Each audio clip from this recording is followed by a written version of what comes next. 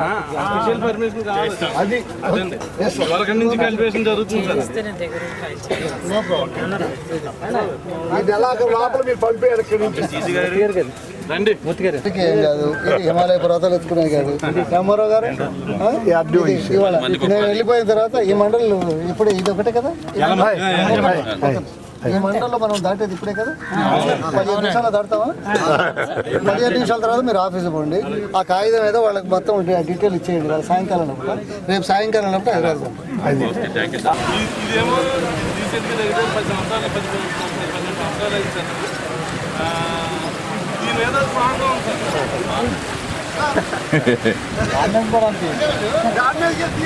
అలాగే సార్ ఆపత్ బంధు పథకం ప్రభుత్వంలో